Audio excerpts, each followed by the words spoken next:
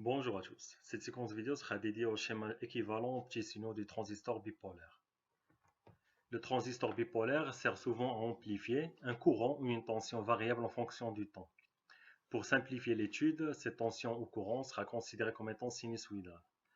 Le transistor doit être polarisé correctement avec un point de fonctionnement IC0 et VCE0. Donc, on polarise le transistor bipolaire avec une tension continue, VCC et VBB. Et après, on amplifie un signal variable en fonction du temps.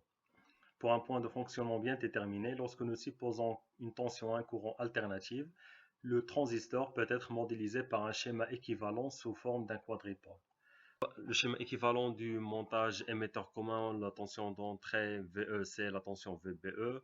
Le courant d'entrée, c'est le courant de la base IB. La tension de sortie, c'est la tension VCE. Et le courant de sortie, c'est le courant IC.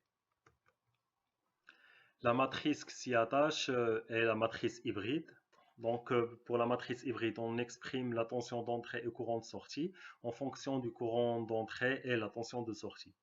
Donc, ces paramètres permettent de calculer par exemple le gain en tension, l'impédance d'entrée et l'impédance de sortie. Donc, on détermine la matrice H, donc une matrice carrée. Donc, ici vous avez le H11, H12, H21 et H22. Donc, le vecteur tension d'entrée, courant de sortie, c'est la matrice H.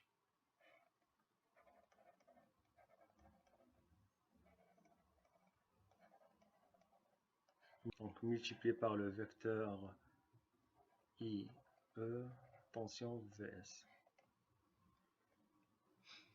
Donc la tension d'entrée VE pour le transistor en émetteur commun, c'est la tension VBE.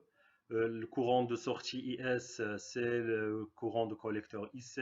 Le courant d'entrée, c'est IB et la tension de sortie, c'est VCE. Donc la tension VBE, c'est H11 IB plus H12 VCE et le courant de collecteur, c'est H21 IB plus H22 VCE. Donc, on détermine les éléments de la matrice hybride. Donc, vous avez, selon la loi d'Emaille, vous avez VBE, c'est IB-RBE plus mu VS. Donc, H11, c'est la résistance RBE et H12, c'est mu. Donc, mu, coefficient de réaction interne, souvent négligeable. Et la résistance RBE, c'est la résistance d'entrée entre base et émetteur. Pour l'équation du courant de collecteur, vous avez IC, c'est bêta IB, donc H21, c'est bêta, gain en courant. Et pour l'élément H22, donc qu'on le multiplie par le tension pour avoir un courant, donc c'est une conductance. Donc vous avez IC, c'est le courant qui parcourt la résistance ρ, donc c'est VS sur ρ, donc c'est VCE sur ρ plus le courant bêta IB. Donc par identification, vous avez 1 sur ρ c'est H22 et bêta donc c'est H21. Donc ainsi vous avez H22 c'est 1 sur ρ. Donc c'est 1 sur la résistance RCE. La résistance entre l'émetteur et le collecteur. À moins de les considérer comme grandeur complexe, ces paramètres universels ne sont valables qu'en basse fréquence.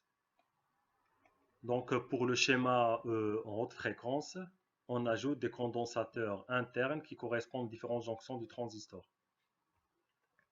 Car vous connaissez bien que l'impédance des condensateurs dépend de la fréquence. Donc pour les hautes fréquences, l'impédance n'est plus négligeable. Le comportement des transistors en haute fréquence peut être décrit par le modèle proposé par Giacoletto. Donc le schéma équivalent, c'est on rajoute trois éléments au schéma équivalent de basse fréquence.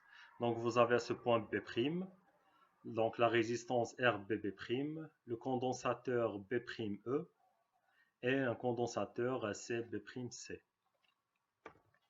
Dans le schéma de haute fréquence, les transistors bipolaires figurent les capacités de jonction Pn.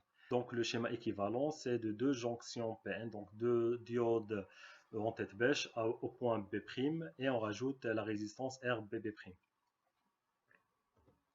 Ainsi que la résistance de base RBB', B' étant la base d'un transistor interne idéal. La capacité CB', donc, est la capacité parasite de la jonction PN en inverse.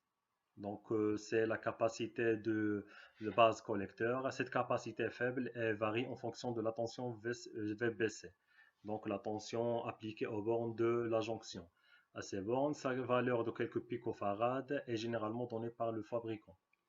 La capacité CB'E est normalement celle de la jonction polarisation directe, donc entre la base et l'émetteur. Elle dépend du courant qui la traverse et peut atteindre une valeur de quelques dizaines, quelques centaines de picofarad. La valeur de cette capacité n'est pas en général fournie directement par le fabricant, mais sa valeur se réduit à celle de la fréquence de transition. Dans la documentation des transistors, on donne souvent la valeur de la capacité CB'E quand la jonction est en polarisation inverse, donc VEB inférieur à 0. On peut faire les approximations suivantes. Donc vous avez Gm, la transconductance de sortie, et la pente interne dans la valeur de l'ordre de 38 IC0. Donc ces valeurs sont données pour le point de fonctionnement du transistor. Donc en fonction de IC0, IB0 et aussi IC0. Donc la résistance RB', est la résistance interne de la vraie jonction base émetteur. Donc c'est à peu près 26 mV sur IB0. Et ρ, la résistance interne de sortie, qui est d'ordre de 100 sur IC0. Merci pour votre attention et à la prochaine.